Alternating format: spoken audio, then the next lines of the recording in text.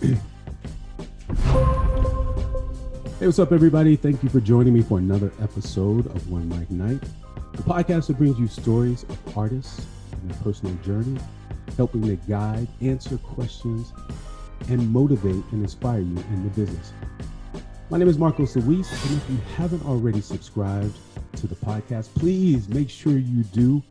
Write a review, pass these episodes along, because we got some interesting people in the entertainment business and in life that we need to share these stories and achievements.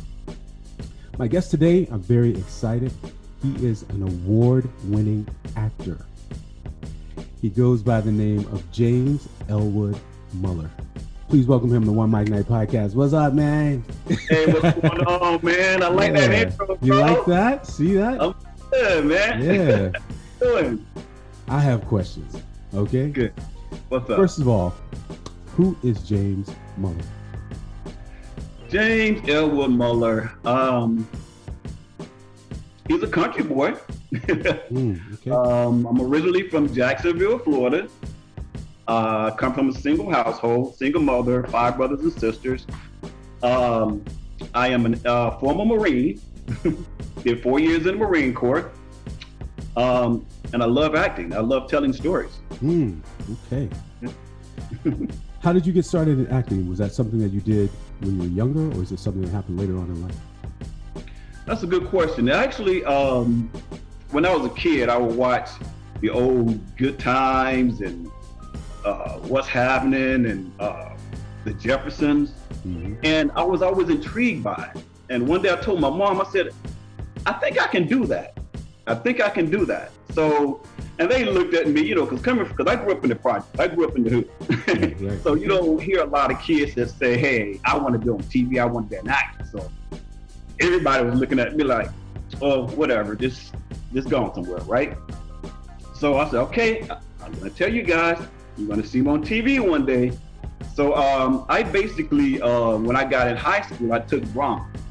The only black guy in the drama class. So it's so weird because that wasn't the guy thing to do back then. So I would have to, when the bell rung, I would sneak into the class so that nobody else would see me going into the drama class. So that was not considered the masculine thing to do. Right. But from that moment on, the first day I stepped in that class, man, I knew that's what I wanted to do the rest of my life. So that's pretty much how I got into acting.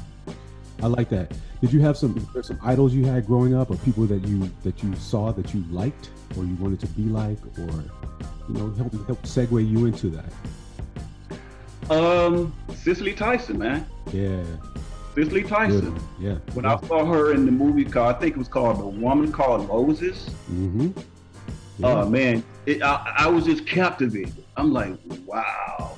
Right. And God bless her spirit. I know she just passed away, man. But she was like my number one actress as a kid, and I always emulated her. I've always thought that she was just so elegant and just so graceful. It was good to see a dark-skinned woman that she just captivated me, man. So I would say Cicely Tyson.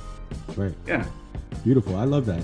And she's definitely the cream of the crop because, growing up, we had very few people to look at on TV. I mean, you mentioned some shows like Good Times and all those things, which were actually political, at the same time, which we didn't really understand and know until you get older.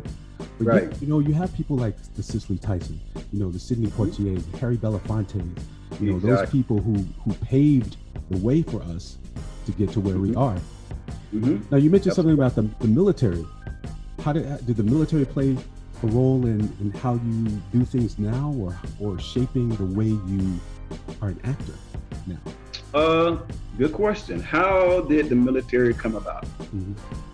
Well, as I stated before, I grew up in the projects. I grew up in, sort of not so good environment, So there weren't a lot of people that were going to college, or there weren't very many people even graduating from high school.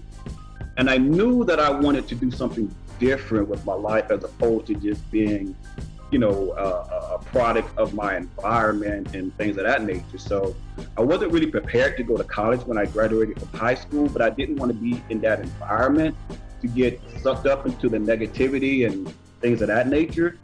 So I decided, hey, I'll take the military route. So I took the test, and I said, hey, the first branch of the military that calls me, I'm out of here. Wow. And it just so happened to be the Marines. So the hardest branch, right? Right. It's interesting you say that, because I remember very distinctly my 18th birthday when I had to sign up for the military. Mm-hmm. I was scared to death. Oh, yeah. I did not want to go.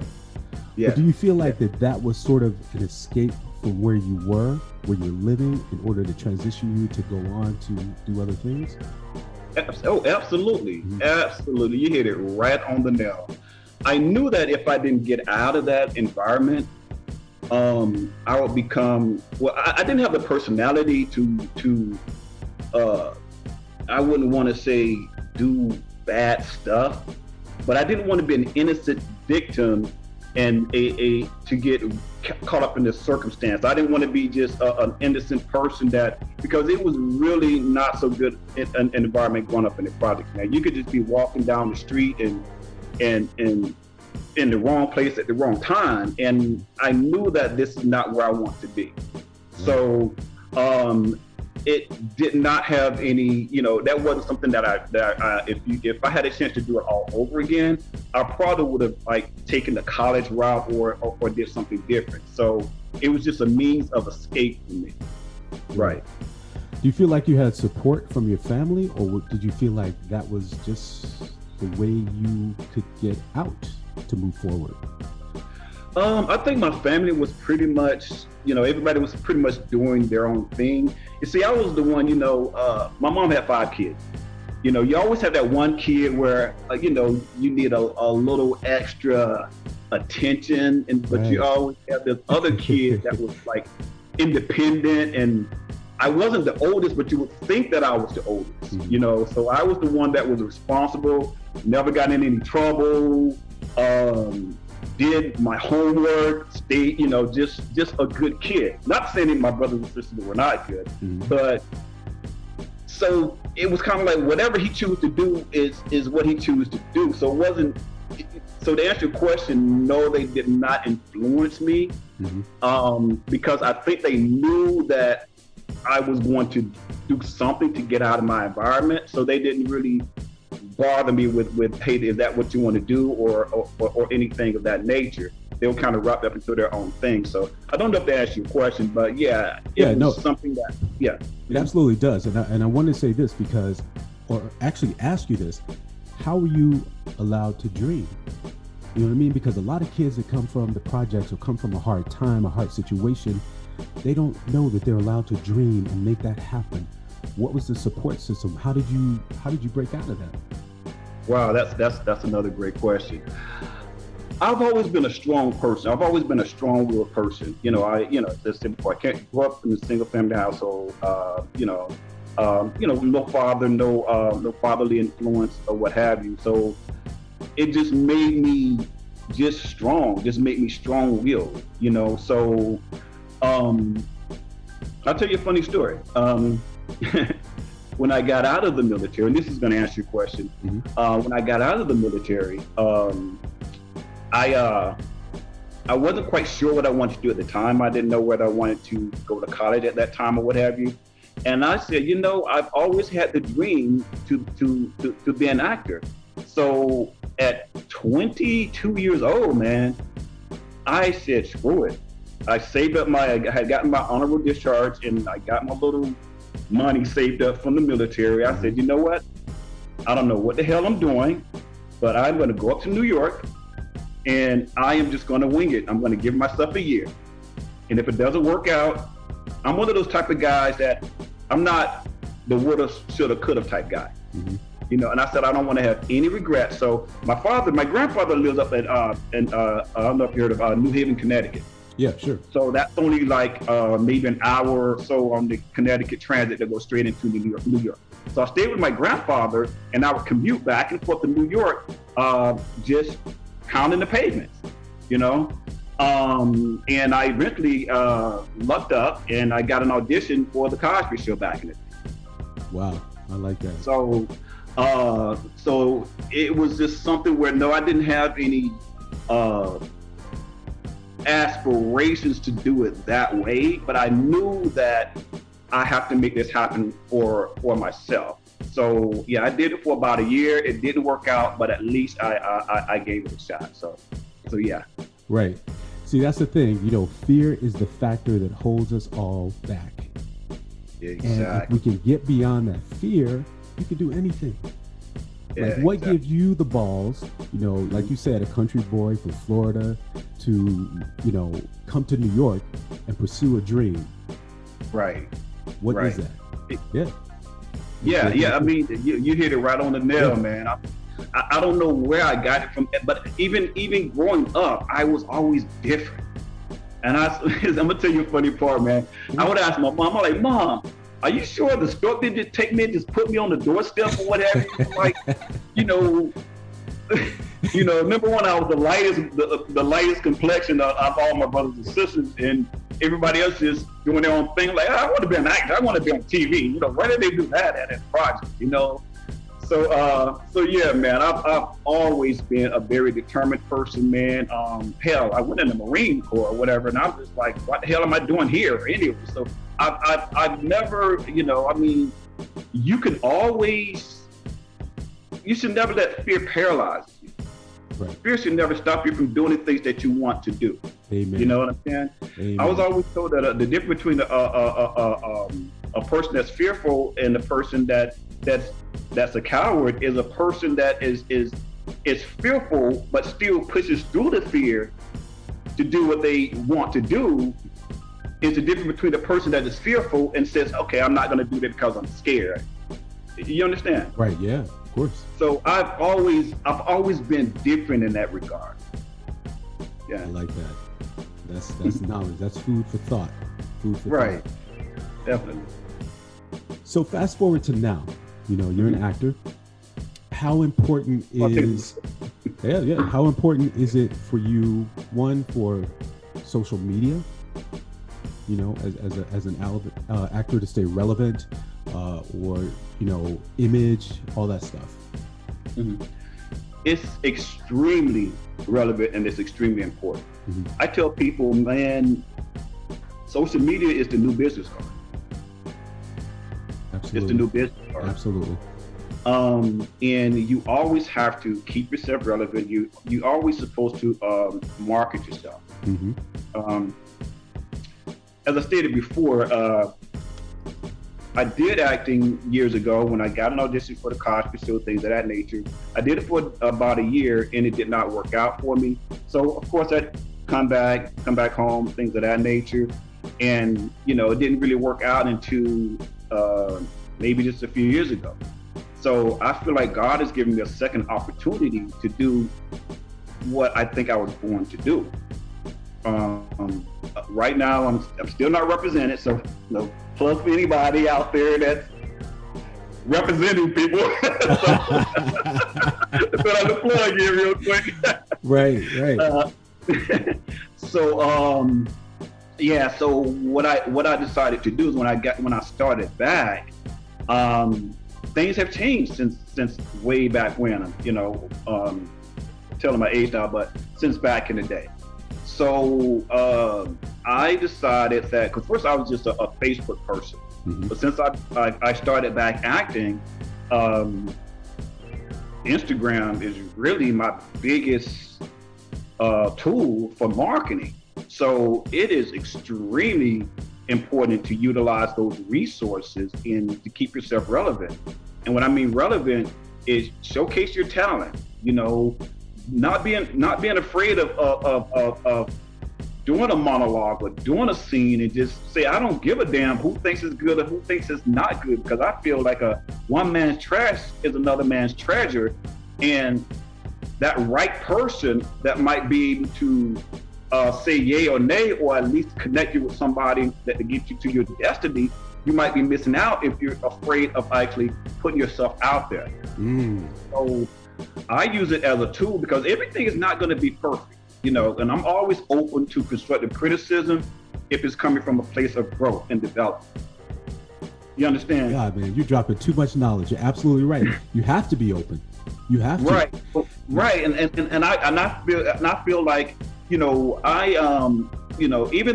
I've won an award for for Best Actor at the New York Awards a few months ago, that still does not mean that I have to start working on getting better, because there's still things that I need to work on to be a better actor. Right. You know Absolutely. what I'm saying? So I'm not resting on my laurels. I'm just continuing to work on those things that I know are my shortcomings. Absolutely. You still take classes? Yes. I have an acting coach. Okay. I do have an acting coach that I work with. So yes, I'm still taking classes. I'm still trying to develop. And then when my sessions are over, I'm going to sign up for more sessions, because you always have to keep evolving, because there's always things that you have to learn. And man, when I tell you, bro, I've learned so many things that I was not even aware that I was doing as an actor. So, I mean, training is so vitally important. Right. So vitally important. Mm-hmm. So yeah, man, definitely. How has this time been for you? This past year? How's that been for you during the COVID pandemic time? Actually, it's really been busy for me. Ironically, I have a full-time job too, so so I still have to pay the bills, still have to pay the mortgage, things of that nature. So I have a full-time job as well. But thanks to God, man. I've been pretty blessed in the sense that I've been getting opportunities to work on my craft. So it's been pretty steady. I would say it's been pretty steady for me. Good. Yeah. I like that. So you've been working on a lot of independent projects, right? Yes. How do you feel about working on independent projects? In general, I really enjoy it, because, as I stated before, it gives you an opportunity to hone in on your craft. It gives you an opportunity to see how different directors operate. It gives you an opportunity to see how other actors and actresses operate. It gives you an opportunity to see how you operate. Mm-hmm. I mean, every set that I go to, man, I learn something different every single time. And I also like building relationships, man. I've built a relationship with a lot of different people. Absolutely. And you and I both know it's all about networking, being relevant, being humble, treating people the way you would like to be treated. And so the independent process, man, and independent industry has been nothing but a learning experience for me. So I'm taking it all in, because I do believe that preparation is the key. And so this is the best way to prepare for what you want to do down the road. Something mainstream, commercials, right, music, things of that nature. You always got to get the ground work done first, so you can understand the industry, you can understand how it works or what have you. Right. And what better way to do it than on the independent level. So it's been nothing but wonderful to me, brother. Absolutely. And to add on to that, there's some people who only want to work in the independent industry, and who make a living, and who are great at independent films and making those their life and their lifestyle. Right. And like I said before, it gives you an opportunity just to build relationships, because you never know what connections other people may have, and because it's very hard to just jump into the industry and just go straight mainstream. That's very rare that happens. So if you're blessed to get an independent project or what have you, hey, just thank God for it. Work it, continue to learn from it, grow from it, and and just keep at it. And that's exactly what I'm doing right now. Definitely. Absolutely. Yep. I love that. Let's talk about some of your projects. I know you got a couple of things on the table, some things coming up. I want to hear about it. Devastation. Yes. What's that about? Devastation. It is it's a mainstream film. I am going to be playing. It's sort of like a relationship type movie. I am going to be playing a husband/antagonist. So okay. I get the chance to kind of be a bad boy a little bit, you know, just right, something yeah, that's yeah. totally different. And I love that. I love being something totally different than what I truly am. That's where the challenge is. Yeah, that's where the challenge is. I love it, man. So we start filming at the end of June. Okay, Yeah, that's cool. Yeah, stay tuned. You have another project called Reverso, right? Yes. And that's that should be coming out in June. Or something in either June or sometime early summer. That's an interesting one because it's like The Sopranos meet New Jack City. Oh wow! Yeah, it's a very diverse cast, man. So, and it's kind of like a montage sort of like series, like different series. So I think I'm in 2 or 3 of the series. But I'll be posting more on it, you know, as it comes close to the release date. But yeah, Reversal is you guys are gonna like that. So yeah, so if you like New Jack City, you like The Sopranos, oh yeah, you're gonna like this. All right, staying tuned. I'm staying tuned. Yes, sir. I also want to talk about the elephant in the room. Come on now. Yes, sir. You got a nomination for an NAACP Image Award. Yes, sir. What's it called? Mr. and Mrs. Alice. Tell us about it. It's. Can I tell you about it without giving the story away? How can I tell you about it without giving it away? It's a movie that deals with something that we really don't talk about, especially in the Black community. Okay. It's a very dramatic film. I'll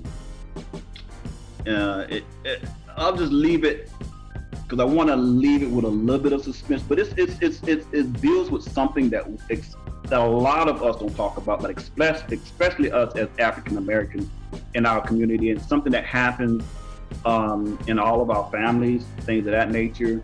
So without giving it away, it's something that deals with some very deep issues that we really don't bring to the forefront in our community. I will be playing an antagonist again. I'm a bad guy. I'm sorry. I'm sorry. All right, something tells me you like that. That's good. That's good. Yeah, man. I love doing things that are totally opposite from who I am as a person. So yeah. So you guys really, some of you may have already seen it before. We've been in quite a few film festivals. Mm-hmm. We just got nominated. We just got an official selection again for the Seattle Black Film Festival. And we have another festival we got into. I can't quite remember. I think it's the Black Diversity Film Festival. So it's getting a lot of buzz, and we're looking forward to the Image Awards on the 27th, just to be nominated with mainstream individuals and to be on the independent level, right, as I stated before. Sure. is man, I'm just, no matter what, man, I feel so blessed because as I stated before, this is God gave me a second opportunity at a later age in my life to do something that I thought had totally passed me by. Right. And I do believe that when God gives you a second opportunity, you've got to take advantage of it because there might not be a third. So that's one of the reasons why I go so far at what I do. I know that's just a little bit tidbit information, but yeah. But back to Mr. and Mrs. Alice, there's going to be on BET on the 27th of March at 8 p.m. Eastern Standard Time, 7 p.m. Central Standard. I love that. That's great. That's fantastic. Yes, I mean, like you said, to be an independent level and to be nominated for a huge mainstream award. How do you feel about that? That's kind of an iconic show in the community, in the culture. Oh man, I feel validated. If I had to use one word, I would feel validated, and it makes me feel like this is what it just reaffirmed that this is what God's plan is for me to do. So yes, you asked me how I feel. I feel like this is validation that, hey, people are liking what we're doing with the film, and that they think that it was good enough that, hey, we're putting you up against mainstream sort of people for this sort of recognition. So, no matter what, man, I feel like a winner, bro, honestly. Yeah. You want to give a shout out to the director or the writer or anybody who's associated with that project? Yeah, I want to give a shout out to Alan M. Brooks. He's the director. So what's up, Alan? I appreciate you, brother. Great job. I thank you very much for casting me and taking a chance on me as the character that I played, which is Dad Alice. So thank you very much. Also, shout out to the rest of the cast and crew, man. Yes. They were dope, and they were straight fire, man. Everybody was just, man, I mean, it was a collaborative effort, and I think everybody smashed it, bro. So shout out to the cast and crew as well. Yeah. I like that. Do you feel like you're more invested in the project because it's an independent film, because it's a smaller production, because it feels more like your own? Yeah, in a sense, I do feel like I'm more invested. I haven't had an opportunity to work on anything but independent at this moment. So I feel invested. I feel blessed. But then again, anything that I do, man, I'm going to just be invested in it, period, because I look at it as somebody thought enough of me to give me a chance. Does that make sense? That makes a lot of sense. I mean, yeah. That's Definitely. real. That's 100. Yeah, man. Yeah. A lot of people don't get an opportunity. A lot of people would love to be in your shoes, and I think you just have to I'm really big on humility, just be humble that somebody thought enough of your talent to put you into something, whether it's independent or not, when there are so many other people that, maybe was vying for that position, but they saw something in you to give you and to book you for the job, Absolutely. Definitely. 100. Yes, sir. Yeah.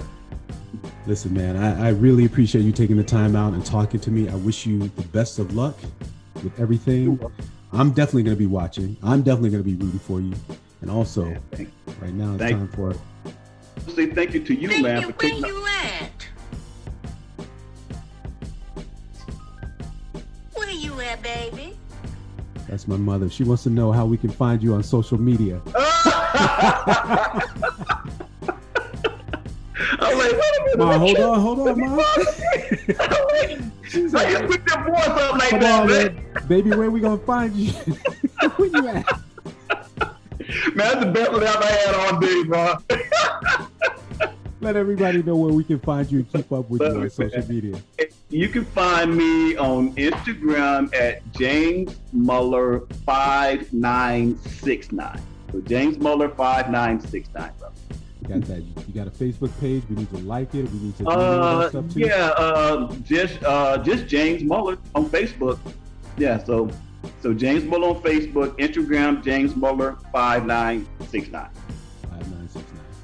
I got it. Yes, sir. Well, I want to thank you for taking the time out and joining us on One Mic Night Podcast. We wish you the best of luck. Everybody, make sure you follow him on IG. Check out that social media. I've been stalking him. He got some good sayings. He got monologues. He has everything on there. You need to. Any agents out there, make sure you check him out too. This is Marcos Luis. Yes. This is Thank you, Marcos my Luis. brother. Hey, Absolutely, man. I appreciate everything, man. I really, from the bottom of my heart, man. Good looking out, and I wish you the best in all of your endeavors. And good job on your podcast, man. If there's anything I can do to support you, man, you know where to reach me, brother. I'm here for you, man. All right. Thank you. Likewise, I have a feeling we're gonna be working together in some capacity soon. So don't worry about that. Yeah. Yeah. Let's touch and agree on that, brother. We're gonna touch and agree on. We will. We will. Look forward to it, man. All right, everybody, thank you for listening to One Mic Night Podcast. This is Marcos Luis. Make sure you share this episode. We're all in this together. This is One Mic Night, the podcast. Go to the Facebook page. Like it. The artist community. One Mic Night is spelled ONEMICNITE. Go to the .com. You'll find all the links to the social media. You can also follow me at Marcos Luis. marcosluis.com. Follow me on Instagram as well. I got a lot of things coming up for you very, very soon. Something new.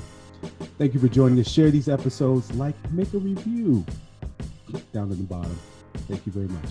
We're out.